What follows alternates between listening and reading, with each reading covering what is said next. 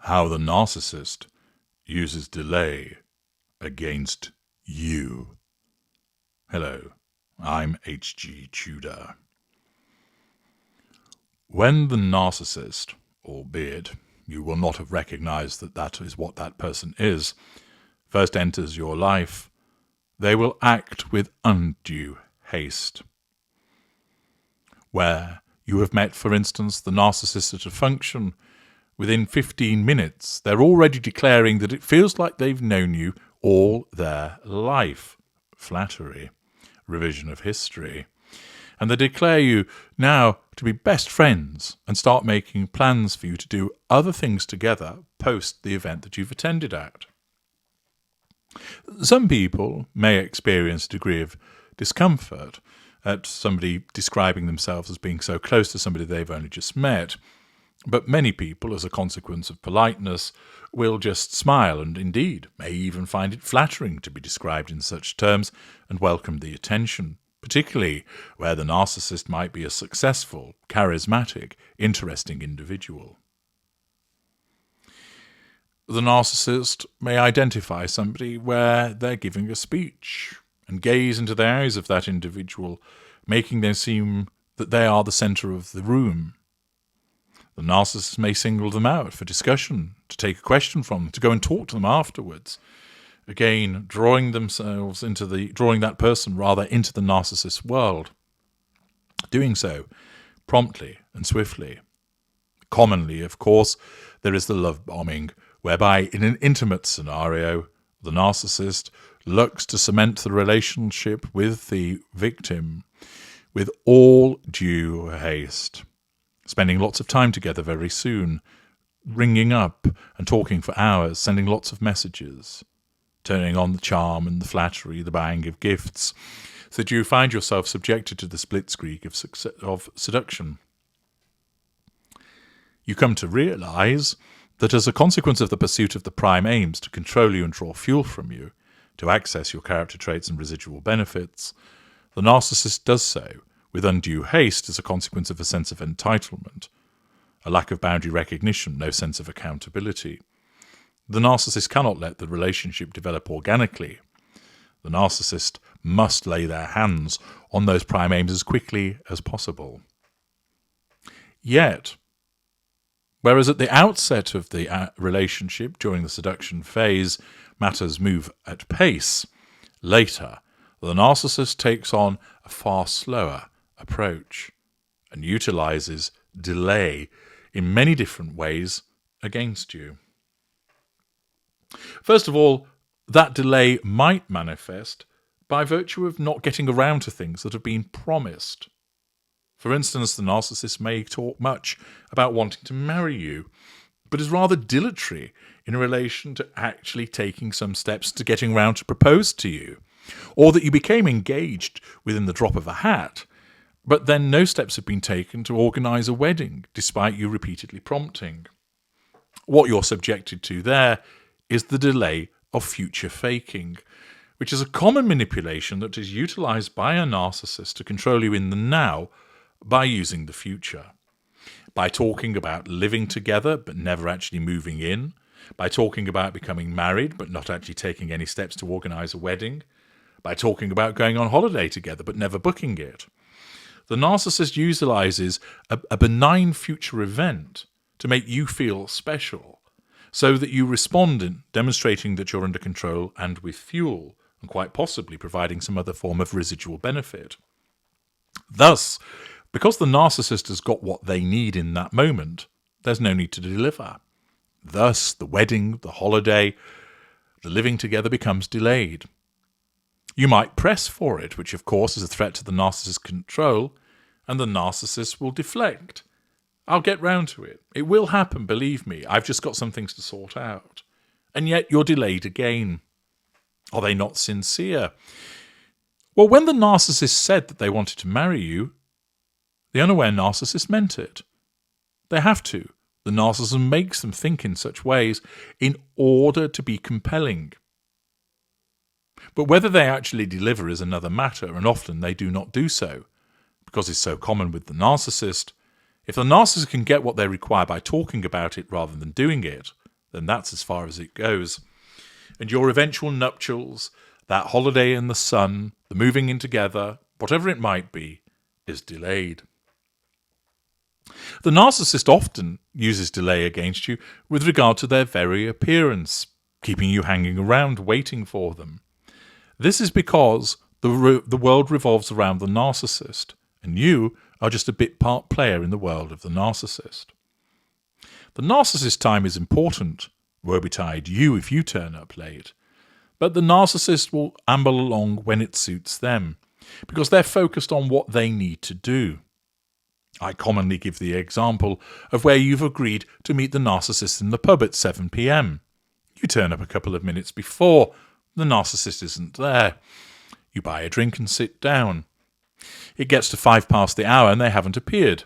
So you send them a text message. Hi, I'm in the pub. Where are you?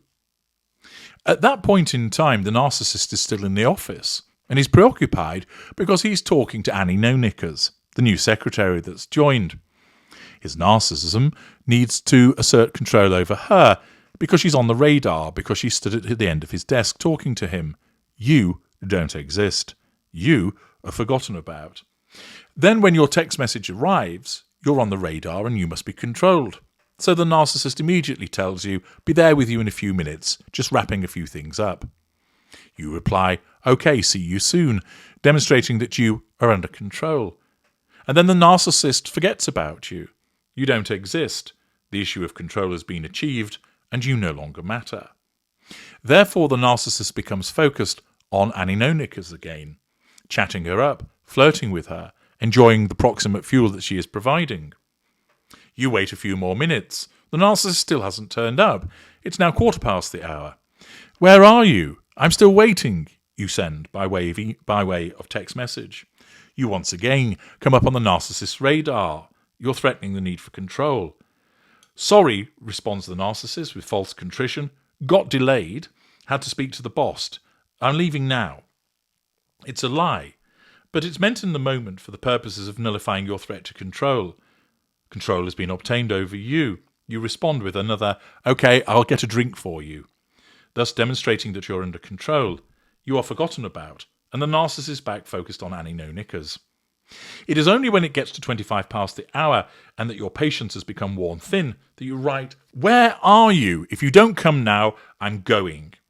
At that juncture, that sufficient threat to control is such that the narcissist can't send you another message trying to cause you to remain in situ and must respond, I'm coming now, please don't go. And at that juncture, the narcissism decides that it's time to place the non-intimate secondary source, that is the new secretary, on the shelf and instead come and see you. You've experienced a delay. Why? Because the narcissist was focused on somebody else, another appliance in the fuel matrix, because you didn't matter as much as that person because you weren't proximate.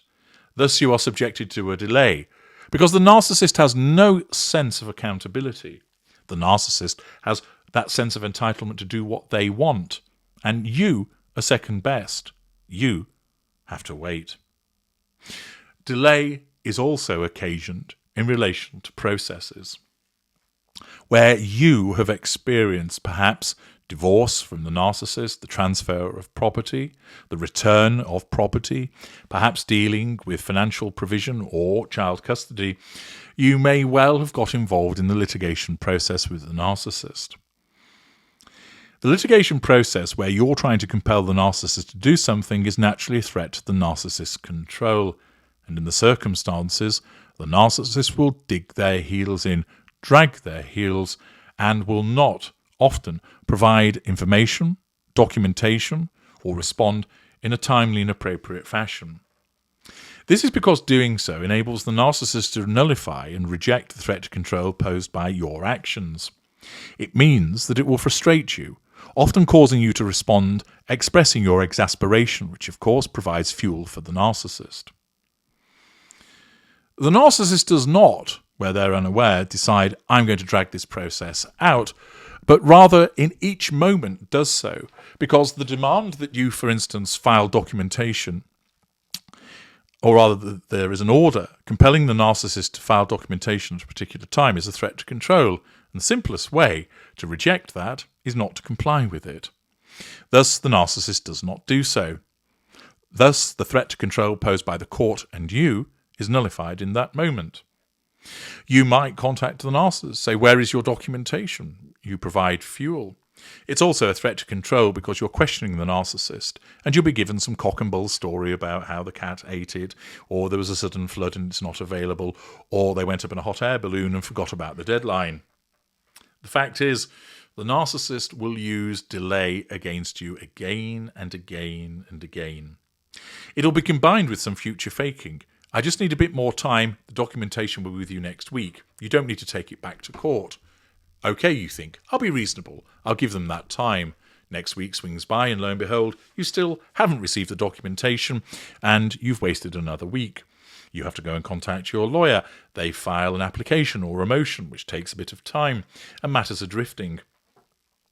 The fact is, when it's something that you want, the narcissist won't take it seriously because it's what you want, which amounts to a threat to the world of control of the narcissist. Instead, the narcissist will move at a leisurely pace because that enables the narcissist to be the one that's in control. In such circumstances, the most appropriate thing that you can do when you realise that you have a process with the narcissist where you want to achieve something is go hell for leather within that process. Not granting extensions or continuances, ensuring that the relevant lawyer that you have instructed knows not to grant those things, and whilst it may seem harsh and unreasonable, and you may get some criticism in a judicial capacity, ultimately you will succeed by adopting an approach of as soon as a deadline is breached, you immediately issue an application and get it into court to state that if it isn't provided by X date, the defence will be struck out, for instance, or certain evidence can't be included. You have to keep the pressure up on the narcissist. There's no point in trying to persuade or cajole the narcissist to do what you want. That'll just be met with a refusal and a delay, and the narcissist will be savouring your fuel as you lose your temper over it. Instead, what you must do is get on with it. Expect the narcissist to delay. Expect the narcissist to prevaricate, save where it's something the narcissist wants themselves. And instead, what you must do is focus on getting the job done. Do not allow extensions to be granted, save where you must do so to avoid a cost penalty. Ensure that you instruct your lawyer to make the applications promptly, and if there is any slippage by the other side, that this is to be seized on immediately. That requests for extensions be refused. There will be, as I say, instances where you might be criticised for doing so, but in the long run is advantageous to you, because if you allow an extension, the narcissist will want another one. If you grant an extension of 14 days, they'll take 21 days. Your lawyer will say, well, they'll soon provide it. Don't worry about it. You need to keep on top of it, pressing, because the narcissist will use delay against you, will use delay in order to control the process. Where you're dealing with something where you can't utilise the judicial process, you need to factor in that this delay will occur, and you will need to look for an alternative approach in order to try and compel the narcissist to get what you require. In such instances, I would encourage you to consult with me in order to receive a bespoke solution in such instances. Sometimes it's as simple as managing your own expectations to know that the narcissist is going to be tardy and not get your hopes up. In other instances, there is the potential for considering that there might be something that you can do in order to compel the narcissist outside of judicial process to move matters along. But that is on a bespoke basis and is very much dependent on a case-by-case basis, hence the necessity of explaining it to you through consultation. Narcissists use delay in order to frustrate, in order to get what they want, in order to do what they require, and you must be familiar and be prepared for it. I'm H.G. Tudor. Thank you for listening.